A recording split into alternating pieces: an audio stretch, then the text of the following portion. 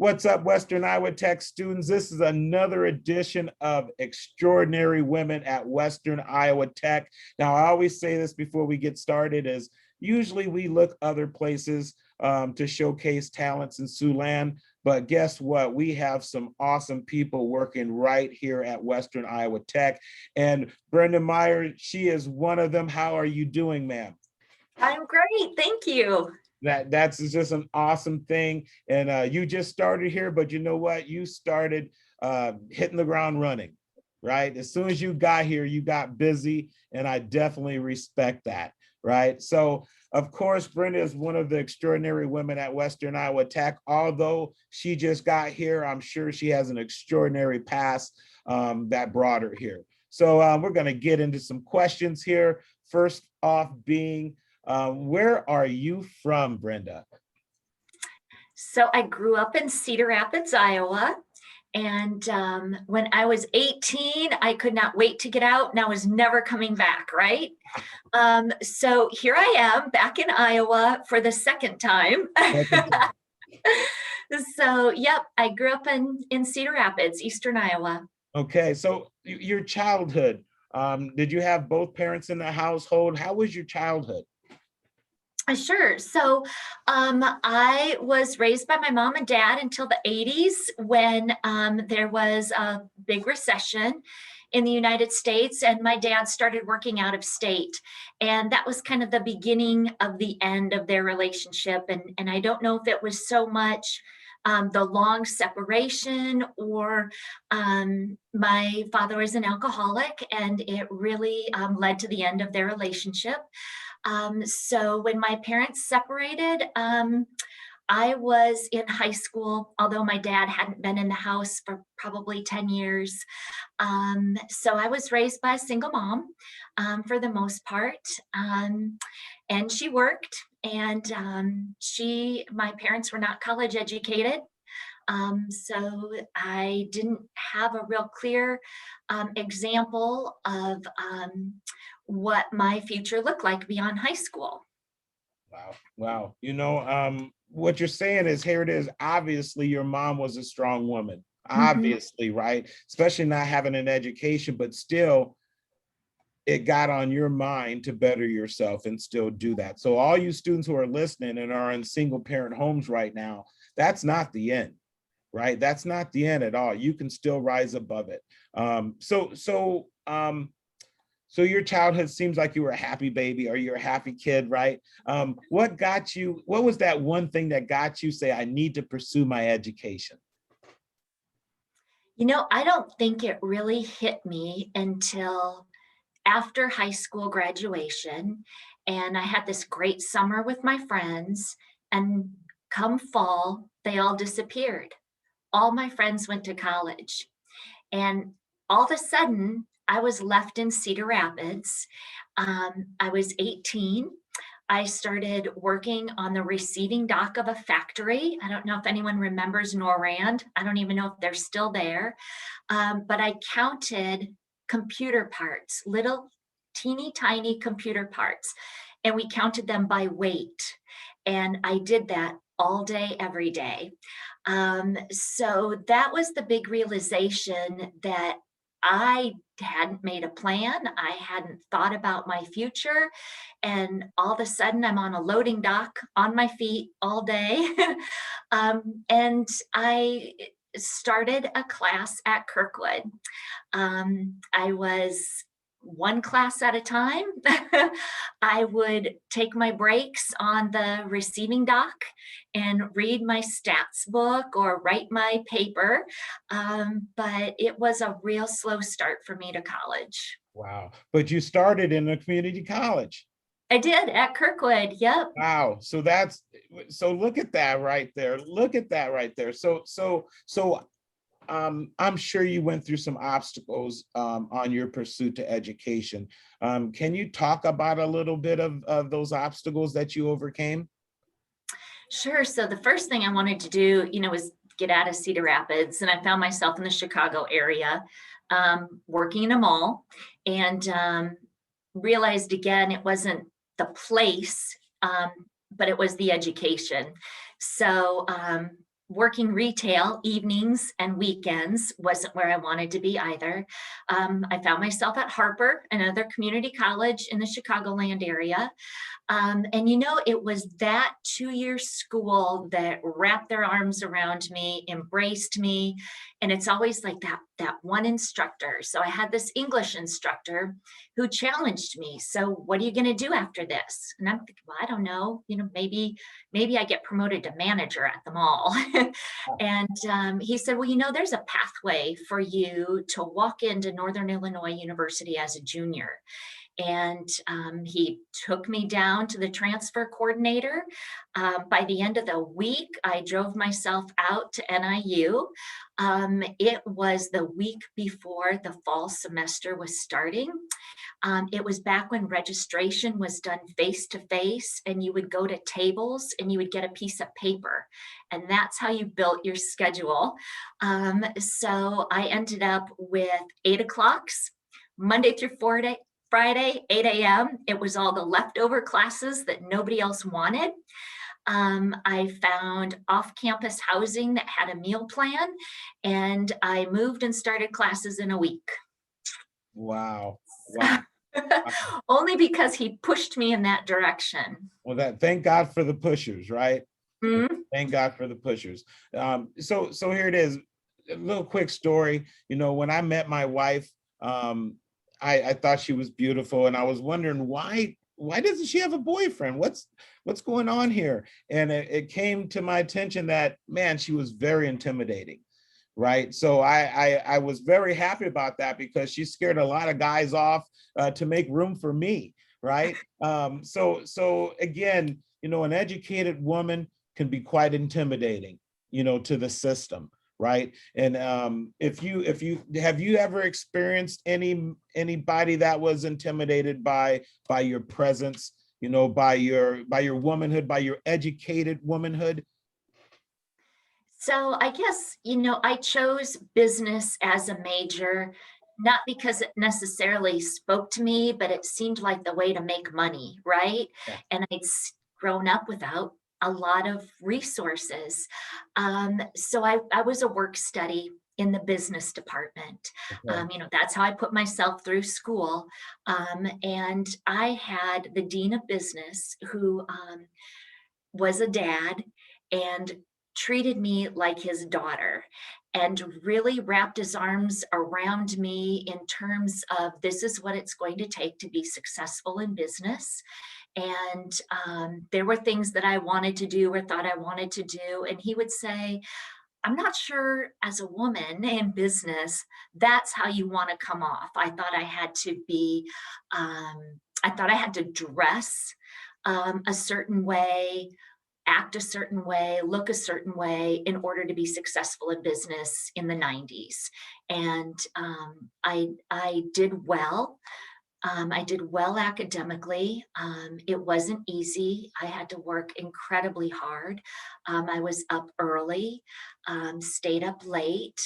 School was never easy for me, but at the end of the day, I participated in on-campus recruiting, and I was hired by a national food company. And so I went right into a really great job with a company car, and but it I- you had to be the B word in order to get ahead. And that was the only way to have respect in that very male dominated consumer packaged goods sales. I was selling to grocery store managers who were all men. So there wasn't really room for Brenda to be Brenda. You know what? I empathize with you. I can see it, right? I can see that happening. You know, how a guy could basically say anything, and if a female does it, she's labeled whatever, you know. And of course, I have some strong women in my life, with my mom, you know, with my wife, with all the strong women that work at Western Iowa Tech, right? I'm surrounded by great women, and you are no exception to the rules. Okay, so here it is. Here's another question, you know, and this may be a difficult question.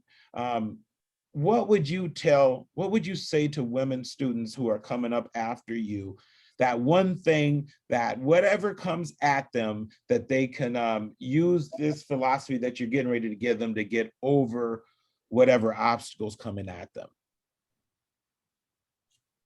That was a crazy question. I hope it sounded okay. Does, but I'm getting emotional. Well, no, you're good. You're good. Hey, you know what? Let me tell you something why you get emotional, right? Um, I can see it, right? I can see your professionalism. I can see that, right? I can tell. I know what it looks like. Brenda, I know what it looks like. And you look like that, right? So I'm very happy to even interview you and to have you as a coworker. Straight up. So this is what makes me emotional. Women belong here. So that that imposter syndrome, that you belong here. You belong at WIT. You belong in a boardroom. Um, you belong in a surgery theater. So I think that if I would have been told that I belonged in higher ed early on, there were other things I might have explored rather than going after a business degree so I could make money. I was very impressed by my grandmother had had a surgery and a physical therapist had come to the home. And I thought, oh, that's who I want to be. That's what I want to do. I thought, well, I'm not smart enough. And I didn't even know that there was a pathway to that career and didn't even know the questions to ask. So I would tell women that they belong at whatever table that is. Wow. This is turning out to be the best interview by far, right? People that look at this is going to see it. They're going to see the emotion. You believe in this, Brenda. You believe in this, and I'm not crying because I got this fan, right? I got a fan blowing into my eyes, so I have an excuse. But wow, this is have you ever experienced chills before? Like something happened or some music came on and you just got a chill in your body? That's what you just did to me not too long ago, right? That's what you just did. That's why I know stuff is meant to be, right? This stuff is meant to be. So you belong, with just 2 words says so much, right? I was wondering what you were gonna say, and you threw me off when you said you belong, right? And that crosses so many borders, from women belonging at Western Iowa Tech's campus, where people who are first generation college students deserve an education and deserve to be here and they belong here. Um, wow, this is awesome. We're gonna end the interview because there's nothing else. There's nothing else to say. Oh, well, Right? there's so many brave women here, and I love the demographic. This is the most diverse campus I've been on in a long, long time. And who would have thought we'd find that in Sioux City? Yeah. Oh, another one. I got another one. Hey, and Brenda, here it is that diverse is more than just black and white, right? When Brenda talks about diversity, we have so many different people from different backgrounds, economic situations, color, gender, sexual preference, right? You all belong here, right? You all have a right to get an education and to pursue your dreams and happiness, but it does come at a cost. So my last question to you, ma'am, is what did you give up for your education? Wow. Sometimes I wish I would have had that 4-year experience where I had a cohort, a sorority or a club or, something that could have carried me through 4 years. But so sometimes I wonder, what that 4-year experience would have been like. However, I would have never gone on a study abroad semester, that I was scholarshiped at Harper. I spent a semester in London. I still have friends from that. Um, what I will say I did give up was 15 years that I took off to raise my children, and we have 4 children. And when I did go back, I went back part-time, and I felt like I was starting over.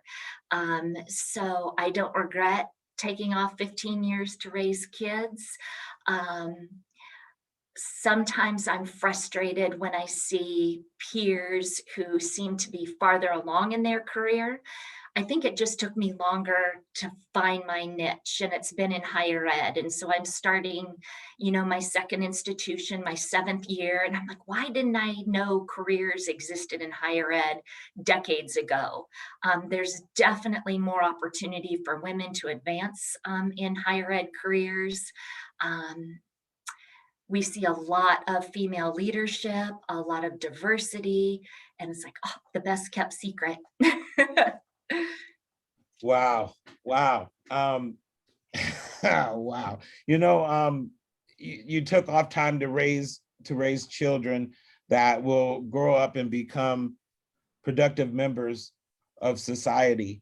I believe if you're going to give up anything, it would be for that, right? It would be for that. And moms have been doing it since the beginning of time, right? Even speaking for African Americans during the 60s, brothers was nowhere to be found. And it was our moms and our wives and our babies' mamas was the ones responsible for holding the torch while we were out doing whatever, so women has always been doing it, right? Yeah. So I don't even know where to take this interview anymore, right? Because we didn't hit on some chords. It's going to be hard to get this interview and go through it and not come out of it with some sense of wanting to do something more than what you're doing, right? So all the students under the sound of our voices right now, step it up a notch, right? There's a world out there and you belong in it. So Brenda, would you have anything else to leave us with before we let you go? Well, I want to thank you for this opportunity. And I don't even know what else to say. Oh man, we done went there already, Brenda. We Do done it. went there, right? This is You can do it. this is went in a direction that I'm happy that it did, but I did not expect it. I did not expect it to go like this. This was a good interview. And I hope that students will get a chance and women will get a chance to view it. So I'm gonna let you go. You have a great weekend. And of course, there's more work to do on Monday. Our students will be back on campus after spring break, and I hope they enjoyed that. And we were in staff development on virtual staff development for 2 days straight, which my eyes are still getting over that. Eyes are still tired. So anyway, I appreciate you. I thank you for allowing me to interview you and allowing me to go there with you emotionally, right? People could see it, so I ain't got nothing else to say. I'm going to see you in the hallway, Brenda, and you have a great weekend. All right. Thank you. Yes, Bye. ma'am.